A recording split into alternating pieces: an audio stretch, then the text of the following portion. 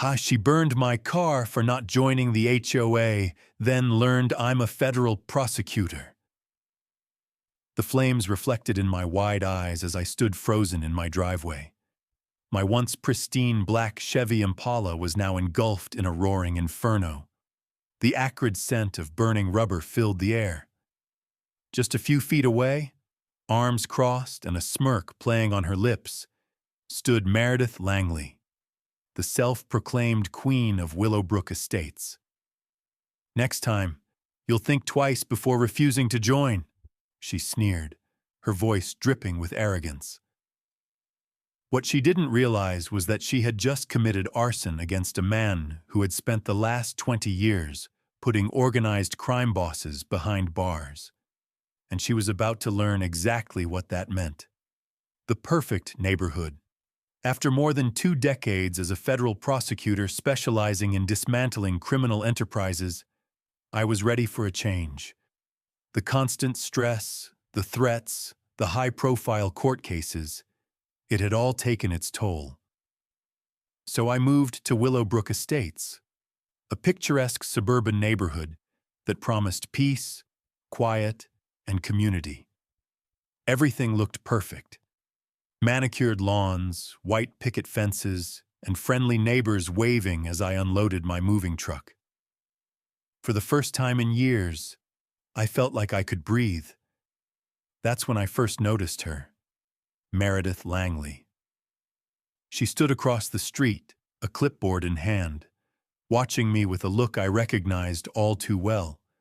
The same calculating stare I had seen in the courtroom from mob enforcers assessing their next target. At exactly 7 a.m. the next morning, my doorbell rang. There she was, pearl necklace gleaming against her crisp navy blazer, holding a thick stack of papers.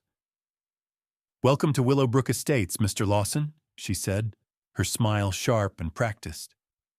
"I'm the president of the Homeowners Association. Here are your membership documents." I flipped through the packet, 47 pages of rules, regulations, and fees that made no sense. Mandatory monthly dues that seemed to vanish into thin air. Strict regulations on everything from mailbox height to acceptable shades of lawn furniture. "I appreciate the offer," I said, handing it back. "But I'll pass." Her smile faltered. "Everyone joins, Mr. Lawson. It's practically required." I raised an eyebrow. Practically required isn't the same as legally required. For the first time, the mask slipped. Something dark flickered in her eyes. "The HOA exists to protect the community's interests," she said, her voice a shade colder. "I'm sure it does," I replied, "but I prefer to manage my property my own way."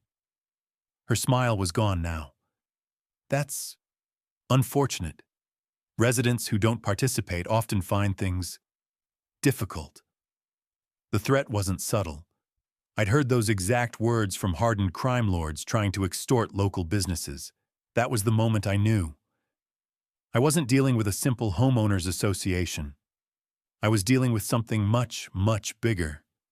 And they had just picked the wrong person to intimidate. For the first few days, I tried to ignore it. The looks from my neighbors, the whispered conversations that stopped when I walked past. It was all so calculated. Then, the first note appeared on my windshield. "Conform or leave." The next morning, my trash cans were mysteriously knocked over, their contents scattered across my perfectly maintained lawn. That same afternoon, my mailbox, previously deemed too tall by Meredith, was vandalized, its metal frame bent at an unnatural angle. I'd seen intimidation tactics like this before. The problem was, Meredith didn't realize she wasn't dealing with an ordinary homeowner. She was using a crime family's playbook on someone who wrote the manual on taking them down. The game begins. 3 weeks into my standoff with the HOA, the psychological warfare escalated. Each day, a new neighbor would stop by with a rehearsed speech about community standards and property values. One afternoon, Bill Henderson from 2 doors down knocked on my door, shifting nervously as he spoke. "Look, I'm just trying to help," he said, glancing over his shoulder as if someone was watching. "Before you moved in, there was the Thompson family. They didn't join either. Their kids' bikes got vandalized. Then their dog mysteriously got sick. They moved out within 3 months. I recognized the technique immediately. Fear wrapped in neighborly concern. Instead of getting angry, I invited Bill in for coffee. While I casually activated the recording app on my phone, I leaned forward. "You seem worried, Bill," I said. "How long have you lived here?" 7 years, he muttered, fidgeting with his coffee mug. "Meredith runs a tight ship. Things work smoothly when everyone follows the rules. And what happens when they don't?" Bill swallowed hard. "Problems happen. Car trouble, permit issues, social isolation." I smirked. "Sounds organized?" He lowered his voice. "Meredith has connections at City Hall. She can make life difficult. Just last year, the Millers questioned an assessment fee. Next thing they knew, inspectors were finding code violations that never existed before." "And everyone just accepts this?" I asked. "What choice do we have?" He sighed. "Meredith keeps files on people. She knows which buttons to push." I leaned in. "How many families has she forced out?" Bill hesitated.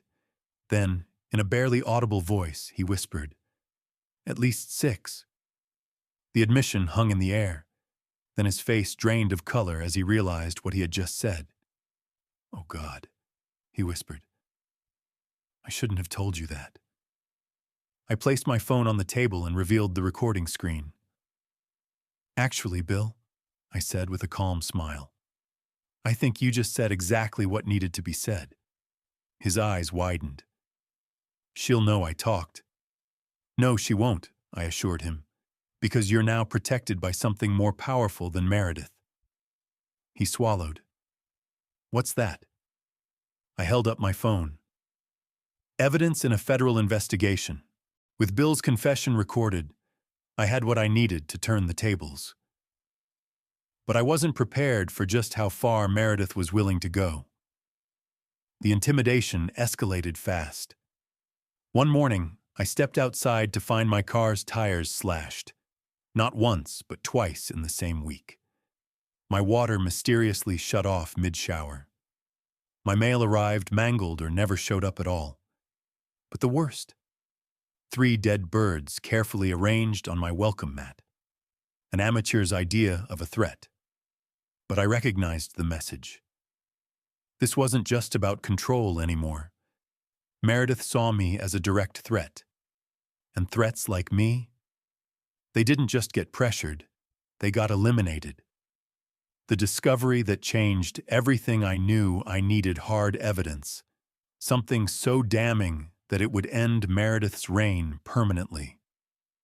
So I did what I had done 1,000 times before in federal investigations. I followed the money. Through my contacts at the FBI, I pulled records on Willowbrook's HOA. What I found was staggering. Over the past 5 years, more than $1.2 million had been funneled into community improvement funds that never materialized. Instead, the money had been rerouted through shell companies linked to board members. Even more alarming, Meredith had a history. She'd been president of another HOA in Florida 10 years ago. And guess what? That community had mysteriously collapsed under financial strain, right after Meredith left town. I had her, but I wanted more. I installed hidden cameras on my property, one visible as a warning, and several hidden to catch anything she tried next. It didn't take long for them to pay off. At 3:17 a.m., my phone buzzed with a security alert. I grabbed my laptop and pulled up the feed. There, on the screen, was Meredith Langley. She had traded her usual power suits for black clothing, sneaking through my front yard. First, she measured my grass with a ruler. Then, she photographed my mailbox, the same one she had claimed violated HOA regulations. I hit record, capturing every movement. And just when I thought she was done, she pulled something from her bag, a small container of liquid. I leaned forward, my pulse spiking. She poured it over my car. Then she struck a match. The fire that sealed her fate, whoosh! The flames shot up instantly, reflecting in Meredith's cold, satisfied eyes. But she didn't run. She stepped back, crossed her arms, and watched. My stomach twisted as I zoomed in on her expression. Enjoyment. She wasn't just making a statement. She was celebrating. My hands were already dialing 911. "This is Mark Lawson," I said, keeping my voice calm. "I'd like to report an arson in progress. The suspect is Meredith Langley." Most revealing, though. She didn't even flinch when the sirens blared. Instead, as my neighbors rushed outside in panic, she turned to me, our eyes locking through my window. She smirked. Then, she said it loud enough for everyone to hear. "This is what happens when people refuse to respect community standards." She thought she was untouchable. What she didn't realize was that she had just handed me the final piece of evidence I needed. On camera, with multiple witnesses, and to a federal prosecutor who had just watched her burn her entire empire to the ground. Meredith thought she had won. Even as the flames devoured my car, even as the fire department rushed in, she stood there, arms crossed, smirking, like she was untouchable. When the police arrived, I already knew which officers would show up. They were on her payroll, and just as expected, they dismissed the evidence before I could even show them. Must have been an electrical malfunction. One officer shrugged, ignoring the strong scent of gasoline still hanging in the air. "Maybe consider joining the HOA, Mr. Lawson," the other added. "They have excellent security protocols." I bit my tongue, played my role. I forced myself to look defeated, nodding weakly. "I'll think about it." And just like that, they walked away, leaving me standing in front of the charred remains of my car. Meredith approached, leaning in close enough that only I could hear her whisper, "Next time, it might not just be your car." She let that hang in the air before turning on her heel, walking away as if she had just won a war. What she didn't know was that she had just signed her own downfall, unleashing the federal hammer. The moment the police left, I activated the next phase of my plan. The footage, every single second of it, had already been uploaded to an encrypted server. I dialed a number I hadn't called in a long time. "Jessica Ramirez," a voice answered. "Jess, it's Mark," I said, keeping my tone neutral. "I have something for you." I could hear the frown in her voice. "What kind of something?" "A textbook racketeering case," I replied, "with bonus arson." Silence. Then, "You've got jurisdiction." I let out a small chuckle. "She used fire, Jess. That makes it federal." Within an hour, my footage had been secured as federal evidence. Within 6 hours, the FBI had issued a sealed warrant, and by sunrise, federal agents were preparing to dismantle Meredith's empire. But I still had one more move to make. The trap closes. At 6 a.m. sharp, 7 locations were raided simultaneously. Meredith's house, the HOA office, her secret storage unit, and every single property linked to her corrupt board members. As the FBI swarmed into her mansion, she was still in her bathrobe, barely awake, when they slapped the federal arrest warrant into her hands. Her smirk vanished. Her arrogance collapsed. She finally realized this wasn't a game anymore. This wasn't her neighborhood anymore. This was federal law, and she had just lost everything. The moment Meredith saw the FBI agents storm her mansion, her entire world collapsed. She had controlled everything in Willowbrook Estates. The board, the police, the residents. She had them all under her thumb. But now? Now she stood in her own driveway, wearing a bathrobe, with handcuffs locking her wrists behind her back. For the first time, the woman who had terrorized an entire community looked small, and I made sure to be right there when the agents led her out. She saw me standing beside an unmarked federal car, arms crossed, watching her downfall. Her eyes widened, and then she finally asked the question she should have asked weeks ago. Who the hell are you?" she whispered. I reached for my belt, slowly pulling out my federal prosecutor badge, letting the golden emblem catch the sunlight. "Mark Lawson, Organized Crime Division, U.S. Department of Justice." She staggered backward, her legs nearly giving out. You set me up," she gasped. I smirked.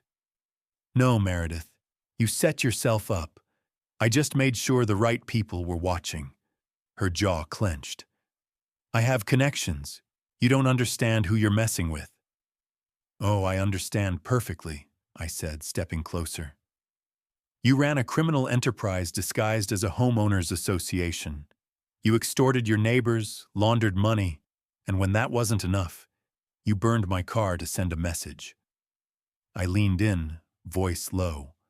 "Well, message received." The FBI agents pulled her toward the waiting black SUV. As she was shoved inside, I saw her final act of defiance. She turned to me, her face twisted in rage.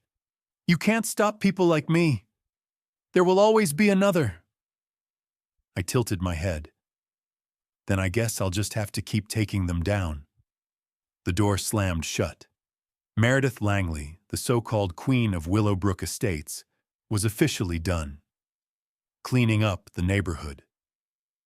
But this wasn't just about one woman's downfall. This was about fixing what she had destroyed. With the HOA dismantled, the corruption exposed, and the fraudulent fines refunded, something unexpected happened. Neighbors, who had spent years living in fear, finally came together. I walked past Bill Henderson's house a few days later. The man who had once warned me to comply was now laughing with another neighbor as they set up a barbecue. Across the street, Alice Greenberg, the 83-year-old woman who had been fined for wind chimes, was outside repainting her fence.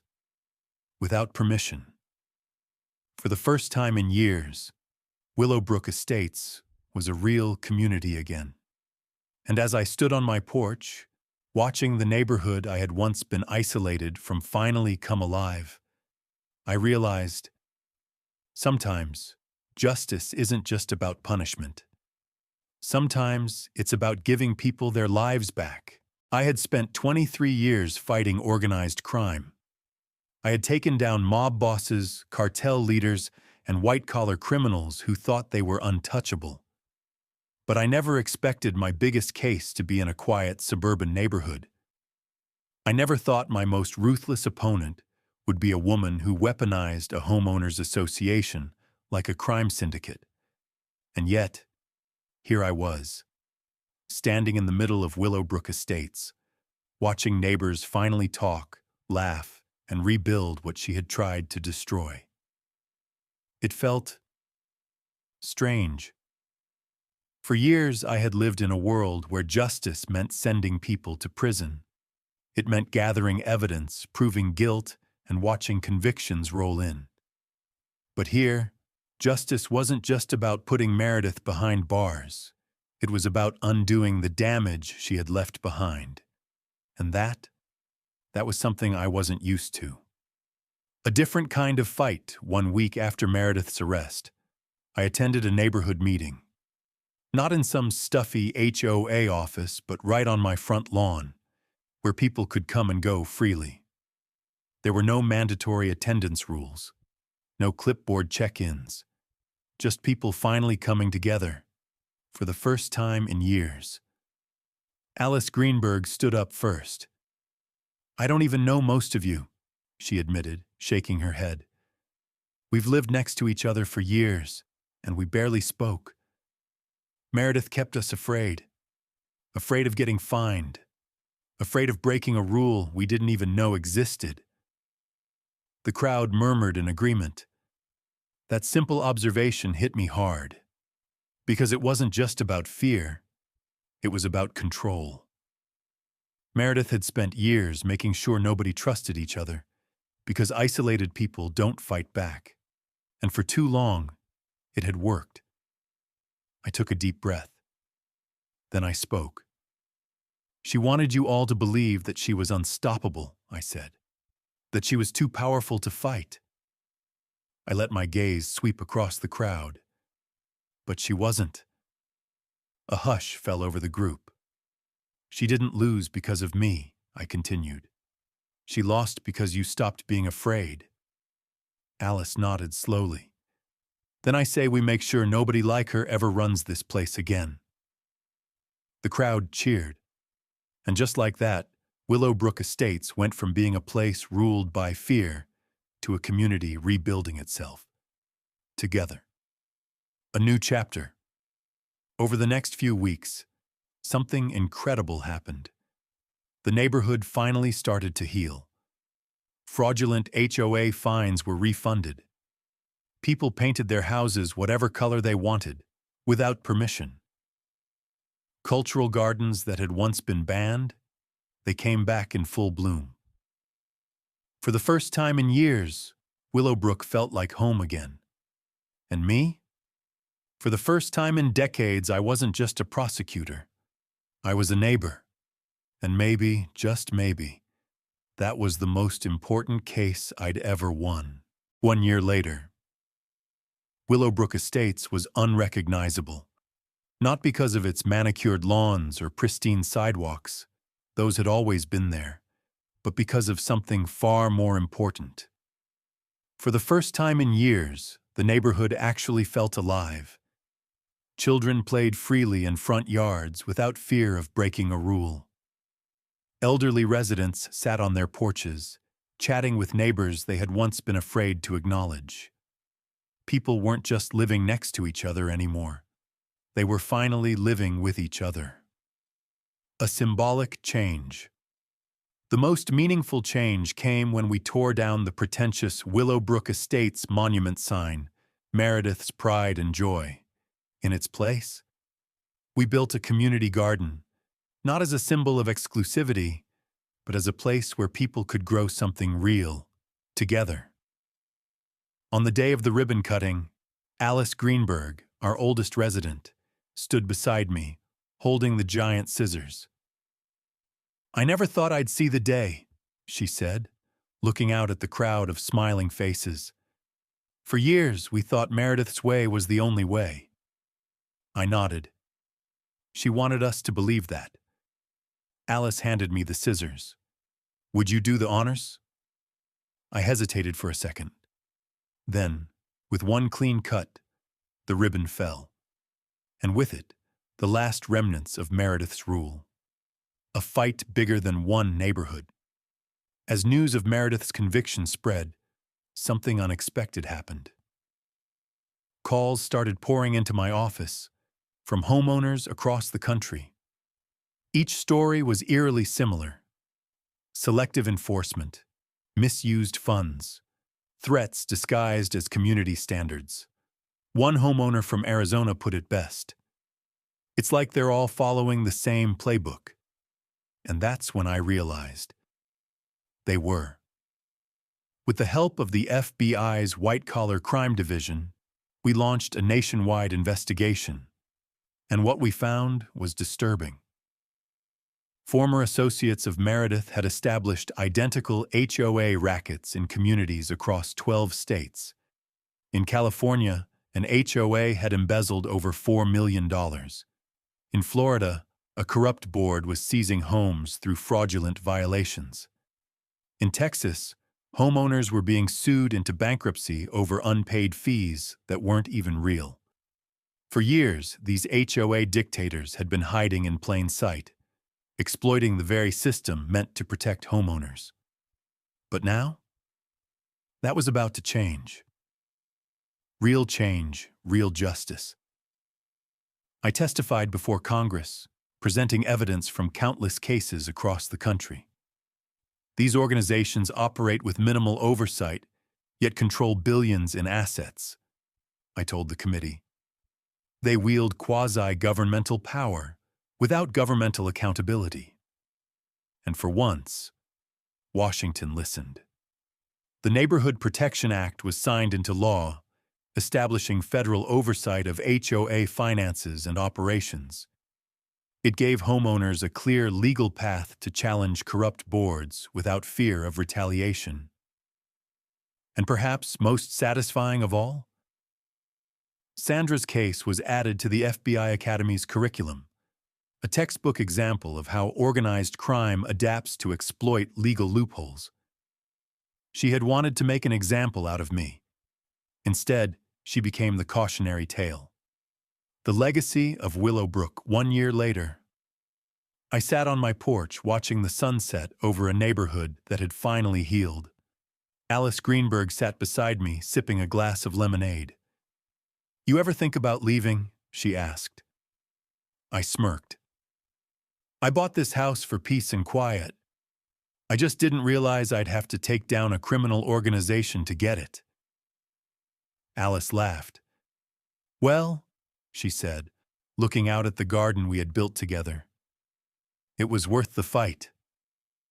I nodded, watching the children play, the neighbors chat, the community thrive. Because for the first time in years, Willowbrook Estates wasn't just a place to live. It was finally, truly, home. For years, Willowbrook Estates wasn't a community. It was a kingdom ruled by fear. Fear of violations. Fear of retaliation. Fear of being the next target. Meredith didn't just enforce rules. She weaponized them. And the only reason she got away with it for so long was because everyone believed they were alone. But the truth, they never were. The moment people stood together, the moment they refused to be silenced, her entire empire collapsed. That's the real lesson here. Tyranny, whether in governments, corporations, or suburban HOAs, only thrives when people feel powerless. But when enough people stand up, when fear is replaced by unity, even the most entrenched corruption crumbles. It happened in Willowbrook, and it can happen anywhere. Corrupt HOAs exist everywhere. They use selective rule enforcement, fraudulent fines and embezzlement, surveillance and intimidation tactics. So what can you do? Know your rights, read HOA bylaws and state laws carefully. Many mandatory rules aren't legally enforceable. Document everything, record conversations, keep emails, and take photos of unfair enforcement. Build alliances, you are not alone. Talk to neighbors, compare violations, and organize as a group. Use legal channels. File complaints with state agencies. And if necessary, take legal action. And if things really get out of hand, call the right people. Because as Meredith learned the hard way, some battles aren't fought alone.